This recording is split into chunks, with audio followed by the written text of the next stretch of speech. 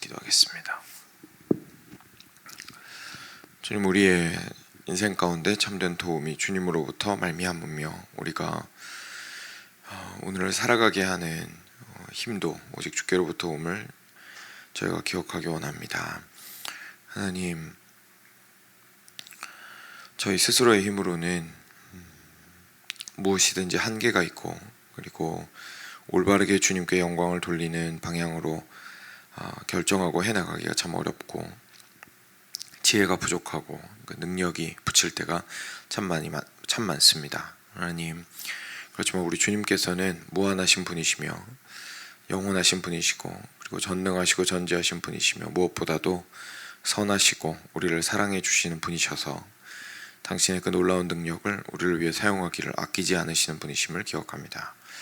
하나님, 저희가 그런 너그러우신 하나님 앞에 온전히 나아가서 저희 어려움을 아뢰기를 좀 인색하게 하지 않도록 하여 주시고, 항상 기쁨으로 주님의 존전 앞에 달려나가서 주님께 참 능력과 지혜와 모든 것들을 구하는 자들 될 수 있도록 하여 주시기를, 그런 겸손과 가난한 마음을 우리에게 허락하여 주시기를 간절히 간구드립니다. 이 아침에도 하나님 말씀을 통하여서 저희가 저희의 심령을 가난하게 하기 원합니다. 저희가 가난할 때에 주께서 부유하여 지심을 저희로 경험하게 하시며, 저희가 약할 때에 주께서 강하심을 저희로 참 보도록 하여 주시기를 간절히 간구드립니다. 오늘 말씀 가운데에도 우리에게 선명하게 말씀하여 주시기를 기대하오며 우리 주 예수 그리스도의 이름으로 기도드렸습니다. 아멘. 네, 시편 70편입니다.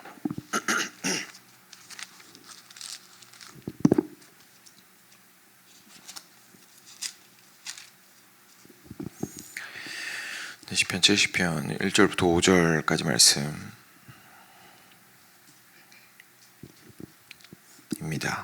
저희가 한 절 한 절 같이 읽도록 하겠습니다. 다 같이 읽겠습니다. 하나님이여, 나를 건지소서. 여호와여, 속히 나를 도우소서. 나의 영혼을 찾는 자들이 수치와 무한을 당하게 하시며, 나의 상함을 기뻐하는 자들이 뒤로 물러가 수모를 당하게 하소서. 아하 아하 하는 자들이 자기 수치로 말미암아 뒤로 물러가게 하소서. 주를 찾는 모든 자들이 주로 말미암아 기뻐하고 즐거워하게 하시며, 주의 구원을 사랑하는 자들이 항상 말하기를 하나님은 위대하시다 하게 하소서. 나는 가난하고 궁핍하오니 하나님이여, 속히 내게 임하소서. 주는 나의 도움이시오, 나를 건지시는 이시오니 여호와여, 지체하지 마소서. 아멘. 네, 역시 다윗의 시입니다. 그래서 다윗이 어떻게 보면 좀 길게 같은 내용을 쓴 적도 있었고, 어제 내용과도 어떻게 보면 많이 겹치죠. 69편과도 많이 겹치는데, 오늘처럼 이렇게 짧게 또 같은 내용을 축약적으로 기도와 노래로서 쓴 것들이 또 볼 수가 있습니다. 같이 보시면 하나님이여, 나를 건지소서. 여호와여, 속히 나를 도우소서라고 이야기를 하고 있고, 그리고 5절 맨 마지막 절입니다. 맨 마지막 절 마지막 부분도 보면 주는 나의 도움이시오, 나를 건지시는 이시오니 여호와여, 지체하지 마소서, 이렇게 기도하고 있습니다.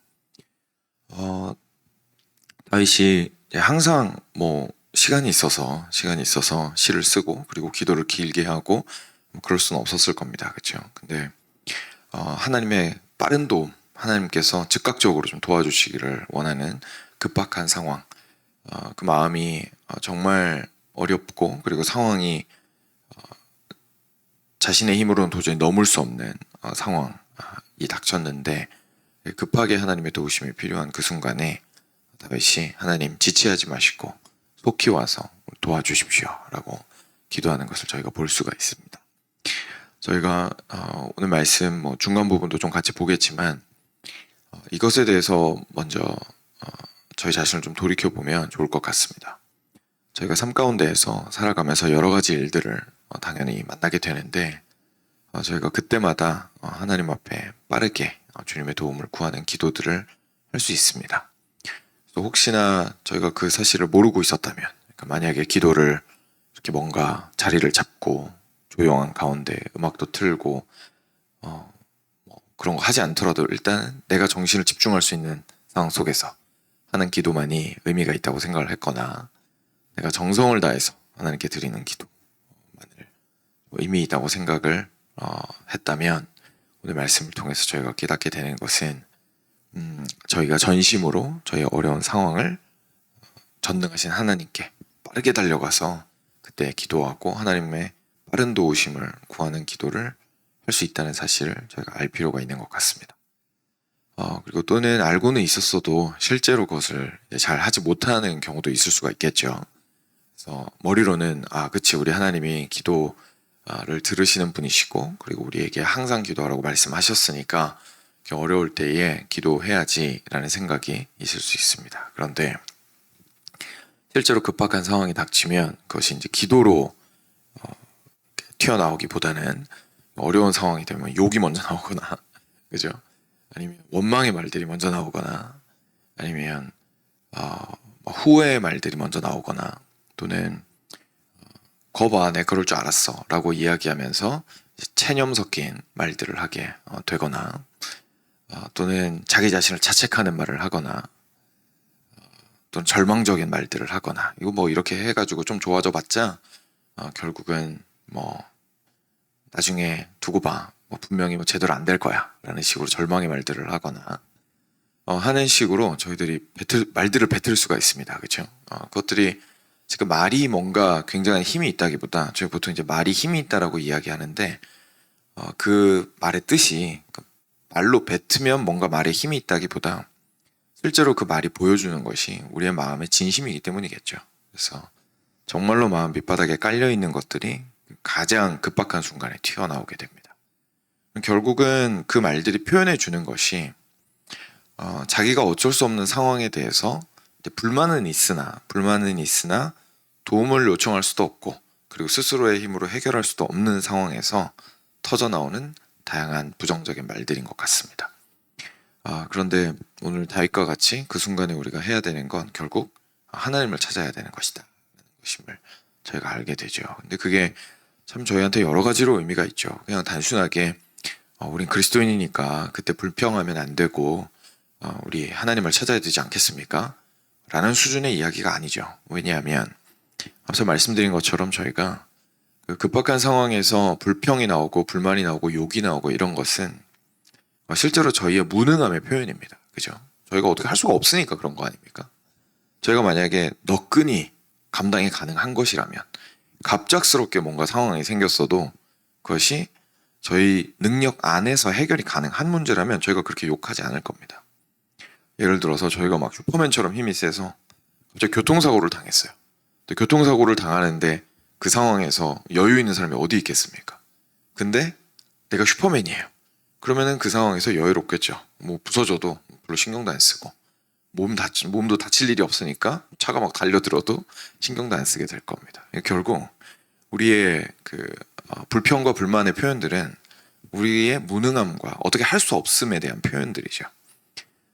그런데 그때에 그냥 단순하게 나의 할 수 없음에 분노하는 것이 아니라 그리고 상황이 내 뜻대로 안 되는 것으로 불평하는 것이 아니라 실제로 상황을 붙드시고 계시고 그리고 나와 환경을 모두 변화시키실 수 있는 우리 하나님께 기도하는 것은 우리가 단지 긍정적으로 말하려고 하는 것이 아니라 실질적인 도움을 얻을 수 있는 길이기 때문에 그 급박한 상황 속에서 불평하기보다 하나님께 나아가는 것이 가장 지혜롭다는 사실을 저희가 깨닫게 됩니다. 그래서 이것이 급할 때 난 잘 안 돼 라고 하고 넘어갈 문제가 아닌 거죠. 왜냐하면 이것은 결국 우리 마음에 정말 깊숙한 곳에 있는 깊은 진심이 보여지는 것이기 때문에 그렇습니다. 그래서 급한 상황에 주님을 찾기 위해서 주님 지체하지 마시고 속히 오시옵소서. 주님 지금 당장 주님의 도우심이 정말 너무 간절히 필요합니다. 라고 주님 앞에서 도움을 얻기 위해서는 사실 평상시에 항상 주님을 향하고 있어야 합니다. 그렇지 않으면 그 급할 때에 주님을 찾는 것이 참 어려울 수 있을 겁니다.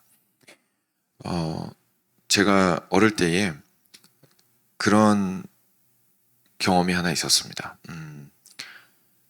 제가 하나님을 향해서 부르는 말들이 여러 가지 있지 않습니까? 뭐 하나님이라고 부르면서 기도도 하고 아버지라고 해서 부르면서 기도도 하고 주님하고 부르면서 기도도 하는데 어느 순간 조금 철이 들어가면서 제가 하는 말에 의미가 있어야 된다는 생각이 드는 거예요.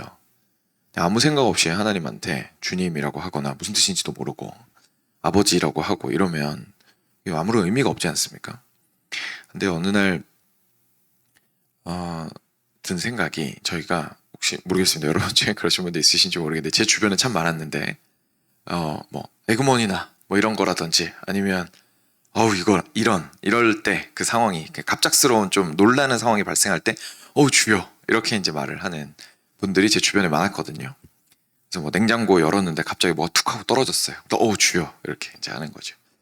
근데 제가 계속해서 하나님을 알아가면 알아갈수록 그 말들이 의미를 반드시 찾아야 된다는 생각이 들더라고요. 그게 그냥 단순히 저희한테 감탄사가 돼서는 안 되고 마치 옆에 있는 사람한테 내가 그리스도인이라는 걸 보여주고 싶은 것처럼 이때 나는 아이고 세상에나 이런 말 안 하고 욕 안 하고 이제 주여를 한다라는 말이 돼버리는 것처럼 생각이 돼서 그런 말을 할 때 굉장히 의식적으로 하려고 노력을 했었습니다. 그런데 저는 의미가 있었던 것 같아요. 그러니까 그냥 아무 말이나 뱉으려고 하지 않고 내가 무언가 놀랄 일이 생겼을 때 주여라고 말을 한다면 정말로 주님을 찾는 마음으로 주님 정말 이게 깨질 수도 있었는데 깨지지 않아서 주님 너무 감사합니다 라는 마음으로 진짜로 그렇게 하나님께 나아가고자 했었고 그 순간순간의 진지함들이 결국은 많은 도움을 주었던 것 같습니다. 계속